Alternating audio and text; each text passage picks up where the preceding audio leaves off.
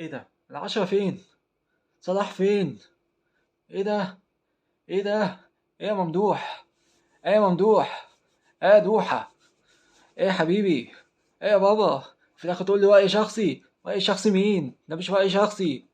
ده مش رأي شخصي. لما تقول لك ابصم لك بالعشرة وفي الاخر تقول لي رأي شخصي؟ ده مش رأي شخصي. ايه يا حبيبي؟ ايه يا بابا؟ ايه كمية النفاق اللي مش هتأتي لازمة ده؟ يعني ايه ده؟ مشوفتش كده في حياتي. تطبيل آخر الزمن على لاعب قموص. قموصة. ده من تلاتي واحد قموصة. 3 ماتشات في الدكة. في يعمل المشكلة دي كلها عشان 3 ماتشات قعدهم في الدكة.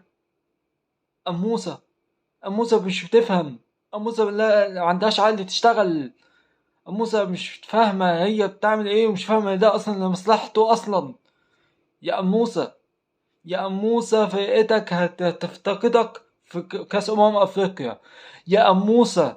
الماتشات اللي فاتت أفريقيا اللي فاتت كنت لما تيجي تبقى أنت تعبان ومش قادر ولو أول إصابة أول خبطة تقع على الأرض وتتصاب ومتكملش البطولة. بسبب إيه يا قموسة؟ اللي أنت عمرك قعدت في الدكة يا قموسة.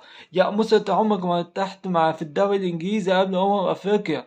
والمرة دي جاتلك الفرصة والمدرب اداك الفرصة في الوقت الحالي فتهاجمه يا قموصة. يا قموصة اللي مش بتشغلي دماغك. انت يا قموصة انت عندكيش دماغ. انت فجأة بقى عندك جزمة فوق. مش ممكن. مدرب بيريحك افريقيا مش تعمل حاجة معانا احنا كمنتخب مصر نفرح بحاجة. نفرح بحاجة بقى نفرح. نفرح نكسب البطولة دي بيك. افهم.